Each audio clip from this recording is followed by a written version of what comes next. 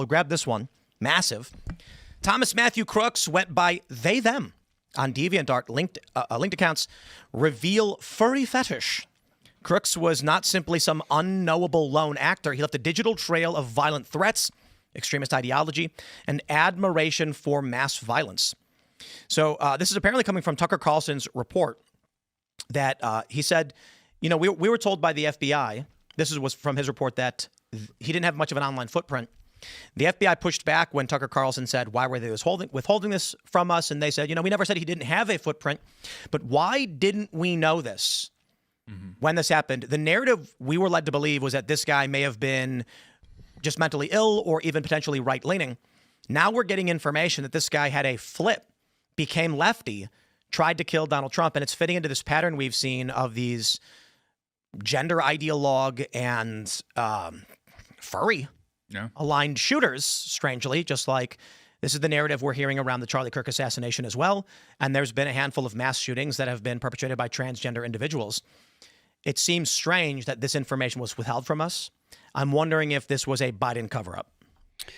I'm not sure that I have a, well, maybe, I mean, it completely could be a Biden cover-up. I hadn't really put a whole lot of thought into that. I do think that it's worth noting that the people that will say, oh, this is something that's unique to the trans community or whatever, I think that this is actually an indication that there's so many people in the trans community that are actually mentally ill. Right? Like, I don't think that the trans is what's causing it. I think the mental illness is causing the transness. Well, and then you've got people that are willing to commit violent acts based on their mental illness. I somewhat disagree, because I've been talking about this earlier. And if it was just that, you'd see this in a variety of different ideologies. But for some reason, we have this pattern of, 6 or 7 shootings in the past year or two that have been involved in the specifically gender ideology sect of things. Certainly, if someone was just mentally ill or disordered, they could find themselves in a whole plethora of various weird online fetishes and ideologies. These people we end up seeing, we've got Venice.ai. In times like this, you need an AI system you can trust not to censor what you're looking for. And Venice AI is not going to censor nor store your private details. While many of these other AI platforms, they're going to give you political answers or use Reddit, I kid you not, as their source material. Sam Altman said ChatGPT will get to know your every life. ChatGPT is the former director of the NSA sitting on their board right now. Edward Snowden called this a willful, calculated betrayal of the rights of every person on Earth. I'm not going to name the device, but it's owned by Amazon. It listens to us. It recommends products based on our conversations. Meta retargets us based on our browsing and engagement history. Why do we assume AI is going to be any different? Venice utilizes leading open source AI models to deliver text, code, and image generation to your web browser. No downloads, no installations or anything. It's just Venice.ai. Private and permissionless. They don't spy on you or censor the AI. Messages are encrypted and your conversation history is stored only in your browser. AI can be extremely valuable, but we shouldn't need to give up our privacy to use it. So I recommend Venice Pro Plan. The Pro Plan unlocks the full platform and features including PDF uploads, summaries, or insights, the ability to turn off safe mode for unhindered image generation, the ability to change how Venice interacts with you by modifying the system prompt, limitless text, and high image limits. So check out Venice.ai/Tim. You can get 20% off the Pro Plan. And I will stress this. I know a lot of people, when you hear that it's unfiltered, uncensored images, they think naughty things. We're not talking about that even. We're talking about perhaps you want to make an image of a politician, or not even a crazy one. Just maybe you want to make a picture of Donald Trump riding a bicycle. Many of these AIs won't let you do it. They outright censor that, say no. So check out Venice.ai/Tim, are particularly in one ideology. Yeah. So I wonder if that means it is the online trans community that is particularly in favor of violence. Yep.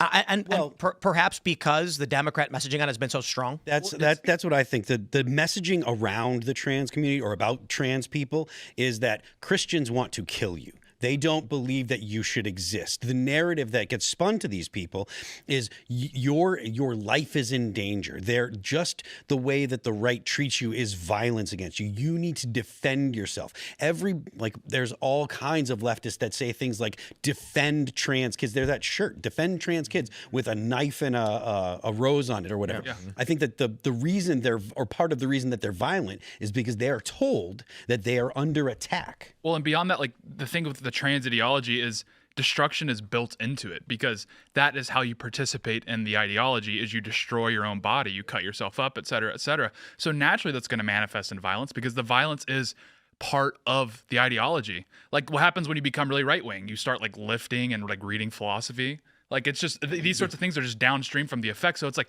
yeah, when an entire ideology is built around like destroying your own body, naturally that's going to ripple out and you start destroying. It's a ideology of destruction fundamentally. That's absolutely what it is. And so it's like, yeah, no wonder this occurs. Like it's built in. So I got a list here of some DSM-5 mental disorders, of which the obvious one is gender dysphoria, which links to gender ideology. There's some degree of overlap with the furry stuff, which is just online fetish stuff. I actually think gender dysphoria is not the mental disorder being suffered by many of these individuals that are committing these shootings or murders. I think there's some other kind of dissociative disorder where they adopt an online identity to themselves. So you have these communities that are particularly violent, leftists, and they also happen to have gender ideology within them.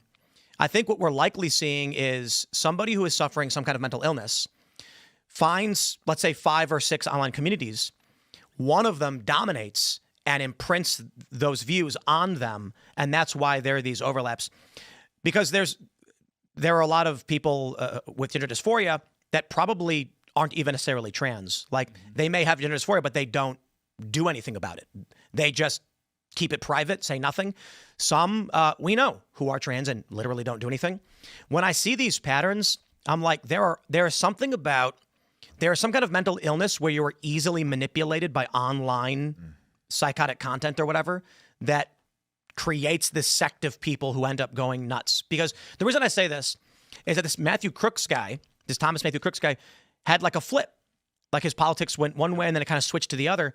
Seeming like the issue, I would say then, is the ability to be influenced by aggressive online ideologies. Yeah. Well, I think I don't think it's a mental illness. I think it's just young people in modern society are just naturally disassociated by default because they're completely deracinated. They're stripped of all identity when they're born. Like your identities that you're assigned at birth, like you're going to be a husband, you're going to be a father, you're going to be a son, a brother, a Christian, an American. All those things are disassociated because modern society, the only ideology or the only identity that is imparted on you is to be a consumer. So I don't think it's mental illness. I think they're just naturally disassociated. I agree. In fact, I can't remember when. I think it was a few months ago we talked about this. Actually, it was on the Culture War. I had asked mental health experts, what would it be called if a person, not through dysfunction of the mind or body, but through conditioning, came to believe things that were not true? And they said that would be delusional disorder. That would be a mental illness or a mental disorder. And the interesting thing is your brain works perfectly fine. You get lied to and they say you're delusional. Mm-hmm. The reason that's scary is, well, one, I agree that's probably what we're seeing with these individuals. People of otherwise sound mind who, if they were in a normal town with, lovely married couples walking with their children and the milkman, driving his truck down the street and the butcher selling bacon, he would identify with those things. Yep. And that would be their personality. But I wonder if the real issue is you take any person, isolate them, plug them into these online communities, and that's what they become. Yeah. The scary thing is what then happens to all of human society as we keep going in this direction of social media. Because young people are all impressionable. That's every young person. It's just a matter of who's delivering the impressions. Your community, your surroundings, like how people typically matriculated, or is it going to be online? And then it's a dice roll. Do you become a right-wing influencer, or do you become this? I also think this community in particular, as isolated as they are and mentally ill, they're susceptible to this being radicalized into being violent. And it reminds me of the 764 cult I talked about in the show a few times. Oh, right. Yeah. And Cash recently announced arrests for the 764 cult. And a lot of things they do is different types of people behind the scenes on the other side of the computer find ways to radicalize these people and make them do real world violence. Yeah. And they have done either to themselves, to animals, or killed people, Yeah. So I'm very curious, like, who's on the other side of the screen with these people? Well, and young people are naturally going to take on, they're going to take on a mission in life that's going to be radical. That's just like the stereotype of young people. They all want to change the world. And so it's like a matter of channeling them into a productive, force that's going to be revolutionary. Or oftentimes it gets channeled into this, but that's just like a very natural. There's two things that are very natural to young people: is A, they're impressionable, and B, they have this mentality they're going to change the world, so they take on naturally they just take on radical ideologies. That's been the case throughout history. Yep. Yeah, and the crooks thing is still weird to me. I'm still like shocked that Trump said he was satisfied with whatever report he got about it, because there were so many weird inconsistencies and strange coincidences. He was training at the same shooting range as Department of Homeland Security. That was weird. The way they cremated him very quickly was very weird. The people on top of the roof cleaning it very quickly was weird. Yeah. Well, I mean, Trump now is pro Epstein release. Yeah. And the new line from Democrats is, oh, the FBI must have scrubbed all the incriminating evidence already. Yep. And my reaction is, why would they have done it literally right now? Why wouldn't they have done it years ago? Yeah. Why wouldn't Biden could have released it? What, did Biden just sit on all this anti-Trump evidence? So, I have no idea what is going on behind the scenes. It all seems very strange. And I'd be willing to bet if the truth ever did come out on like the crooks stuff and why all this weird stuff happened and, other just weird stuff relating to Epstein, it's probably something that we never even thought of. Just some super weird conspiracy, like, I don't know, Trump was involved in a sugarcane smuggling ring, and we're just like, never saw that coming. Just weird stuff. Well, because I mean, like Bongino and Cash, they come from our world, so it's like if there were really something in there that would be sort of conclusive, at the very least, it'd be winking and nodding. That's why it has to be that AI took over already. Yeah. Tell me more about it. I agree. I think they've been in charge for a while. I don't mean that literally, but isn't it interesting to speculate on Cash and Dan going into the FBI, and then they have this interview where Dan's like, Epstein killed himself. Dude, that and everyone's like, you don't look too sure about himself on that one. I know what you're saying, Tate, and I had high hopes for them, but they look like hostages. And what if they got in, and the FBI is like, come on down to the the skiff. We're gonna bring you in for a debriefing, and they go in this room, and then like these double doors go open up. They walk in, it closes, lights turn off, and then all of a sudden a screen goes turns on.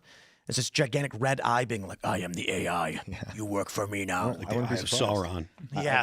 I think we rediscovered AI. I don't have to get into the whole, it's an ancient entity that we've rediscovered, but I do feel like it's an algorithm that's been in charge.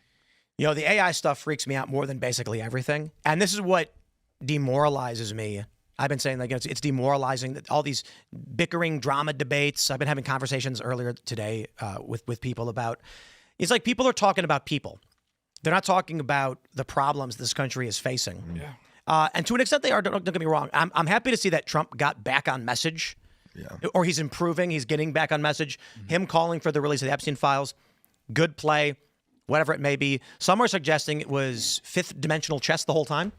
I always says, I don't know why it needs to be 5. Why can't it just be 3-dimensional chess?